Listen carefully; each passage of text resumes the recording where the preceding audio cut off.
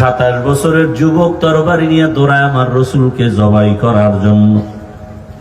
কাছে গিয়ে নবীর চেহারা দেখে তরবারি ফালায় বলে, ইয়া রাসূলুল্লাহ, দয়া করে আমাকে মাফ করে দেন, কালেমা পড়ায় মুসলমান বানায় দেন।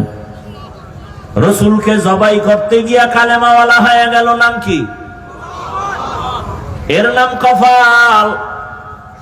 13টা বছর বয়ান শুনলো, একই দস্তরখানে খাইলো, চেহারা দেখলো কালেমা পড়ে না আবু জাহাল, এর নাম কফাল।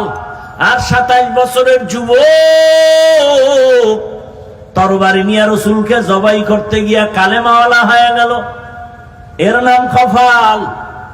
সেই কপালওয়ালা এত দামি হয়ে গেল, 5 মিনিটের ব্যবধানে তরবারি নিয়ে বাইতুল্লাহর পার্শ্বে হাতিমে কাবায় দাঁড়ায় বলে, বেঈমানের আয়, মুহাম্মদের বিরুদ্ধে কথা বলবি, আমার তরবারি তোর জন্য রেডি হয়ে গেছে। সেই উমর এখন যে রাস্তা দিয়া চলে, শয়তানও রাস্তায় আসে না। চিন্তা করতে পারেন, নবীরে জবাই করবে আর এখন তাকে শয়তান ভয় পায়। ওমর যেই রাস্তায় চলে শয়তান নাই, শয়তান ভয় করে। একটা যুবক মদের বোতল নিয়ে হাঁটতেছে রাস্তার মাঝে, ওমরের দেখেই ভয় পেয়ে গেছে, যদি ওমর পায় আমার কল্লা ফেলে দিবে, তরবারি কথার আগে রেডি।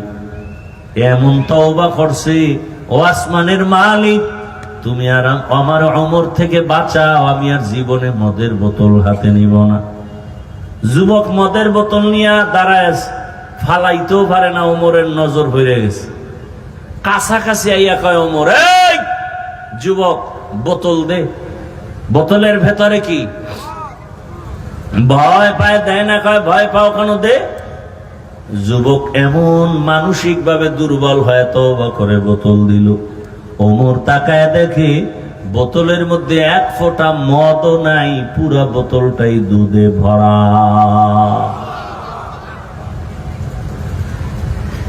এরাও কপালওয়ালা।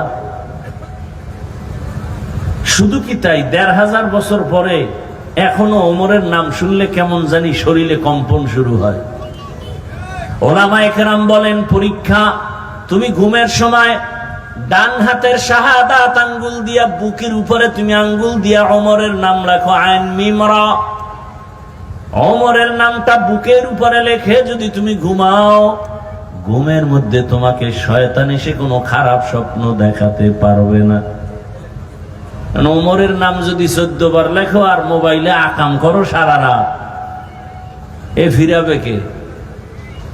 জিন্দেগি মে বন্দেগি তু করনা হে, জিন্দেগি মে বন্দেগি তু করনা হে, जिंदगी बे बंदगी शर्मिंदा है, जिंदगी बे बंदगी शर्मिंदा है। दुनिया में हो दुनिया का तलबगार ना हो,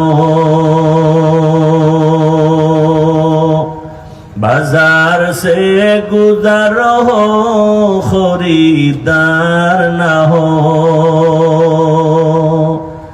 ये दुनिया एक मिसले कागज फूल है, ये दुनिया एक मिसले कागज फूल है, जिंदगी में बंदगी तू करना है, जिंदगी बे बंदगी शर्मिंदा है, जिंदगी बे बंदगी शर्मिंदा है। কপালওয়ালা। জানি না এই ময়দানে ওমরের মতো কপালওয়ালা কারা, আবার আবু জাহালের মতো কপালওয়ালা কারা জানি না। বয়ান জানে, বয়ান শুনে, তারপরও মোনাজাত না দিয়া রাস্তায় গিয়া শুধু বিরোধিতা করে, এমন বেয়াদব আছে না নাই? আর একদল ওমরওয়ালা কপাল,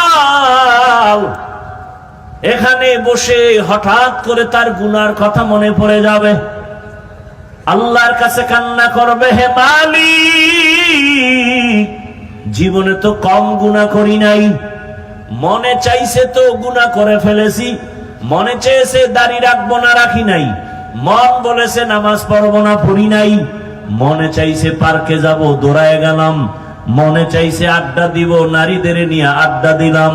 ও আল্লাহ, কোন দিন মরণ হবে জানা নাই, আজ তুমি দয়া করে বেহেশতের প্যান্ডেলে নিয়ে আসছো, তওবা করে নিলাম, মরে যাব আর গুনার কাছেও যাব না, এমন তওবা করে বিদায় হবে, ফজরে মসজিদে গিয়া হাজির হয়ে যাবে।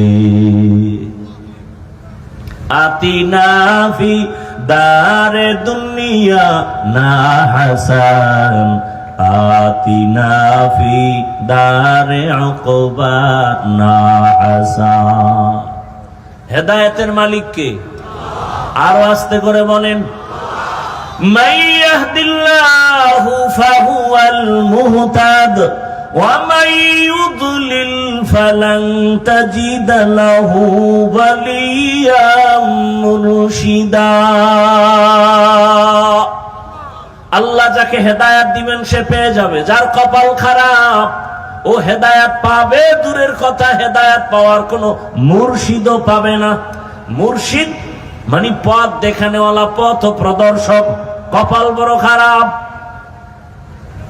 দোয়া করি আল্লাহ ওমরওয়ালা কপাল আমাদের দান করেন।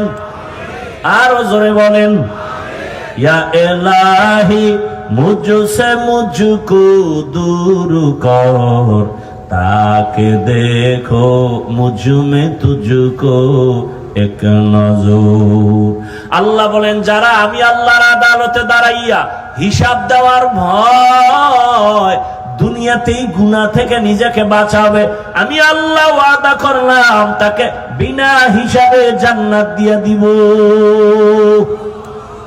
গুনাহ তো করেই ফেলেছি, আল্লাহ কয় তোরে আমি নৈরাশ করলাম না, ফিরায় দিলাম না, গুনাহ করেই ফেলেছো, এখন আমার থেকে তওবা কর, তওবার দরওয়াজা সব সময় খুলে রাখলাম, তওবা করবি, আমি তোর জীবনের গুনাহ মুহূর্তে মাফ করে তোকে জান্নাতি বানায় দিব, তওবার দরজা খুলে রাখলাম। হয় আল্লাহর আদালতে দাঁড়াইয়া হিসাব দেওয়ার ভয় অন্তরে জমা করো। কেন? বলে আল্লাহর আদালতটা বড় ভয়ঙ্কর হবে। আল্লাহর আদালতের নাম কিয়ামতের আদালত। সে আদালতটা কেন হবে এবং সে আদালতটা কিভাবে হবে? বড় ভয়ঙ্কর হালাত। এ জমিনের একজন রাষ্ট্রনায়ক, একদিকে রাষ্ট্র চালায় বাদশা, অন্যদিকে সে আল্লাহর প্রিয় গোলাম বুজুর্গ। নাম শুনছেন আপনারা? বাদশা হারুন রশিদ শুনছেন নাম? বলেন তো তার স্ত্রীর নাম কি জানেন? অনেকে বলেন, বলেন পুরাটাই বলেন, আবার অল্প বলেন কেন? বাদশা হারুন রশিদের স্ত্রীর নাম কি? জুবায়দা খাতুন। কেমন রাষ্ট্র চালায়, আবার ইমামতিও করে। ইমাম তো এমনই হবে যে মসজিদের ইমাম হবে, সে রাষ্ট্রেরও ইমাম হবে। কে? মসজিদেরও তিনি খুতবা দিবেন, আবার রাষ্ট্র পরিচালনার ইমামতি করবেন। তাকে কেউ ধাক্কা দিয়ে ফেলতে পারবে না, এমন ইমাম হবে। বাদশা হারুন রশিদ তাদের মধ্যে একজন।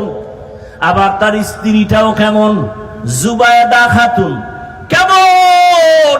আল্লাহর পেয়ারা বান্দি জুবায়দা, কোরআনে হাফেজা। তার প্রাসাদে কাজের মেয়ে আছে 100 মহিলা। কত মহিলা?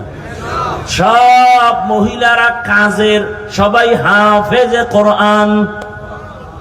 সুবহানাল্লাহ। না কয়শো মহিলা? সবাই কোরআনের হাফেজা। জুবায়দা খাতুন সিদ্ধান্ত নিলেন, আমার বাড়ির আঙ্গিনায় 24টা ঘন্টার সেকেন্ডে সেকেন্ডে সেকেন্ডে আল্লাহর কোরআনের তেলাওয়াতের আওয়াজ বের হবে। আর সারা বছর মুসলমানের ঘরে কোরআনের তেলাওয়াতের আওয়াজ নাই। মোবাইল আছে, চাইলে তো যুবক একটু তেলাওয়াত শুনতে পারে, মক্কা মদিনার ইমামের তেলাওয়াত। আল্লাহর কোরআনের মতো মজার তেলাওয়াতে জমিনে আর কোথাও।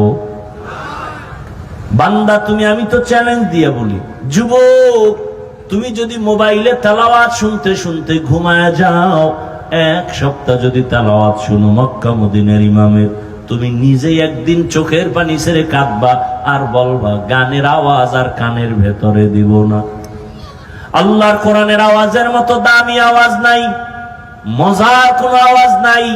এ কারণে আবু জাহাল সারাটা দিন আমার নবীরে গালি দিত, বিরোধিতা করত, কিন্তু ঘরের কিনারায় রাতের গোপনে গিয়া আল্লাহর রসুলের তেলাওয়াতের আওয়াজ কানে শুনতো।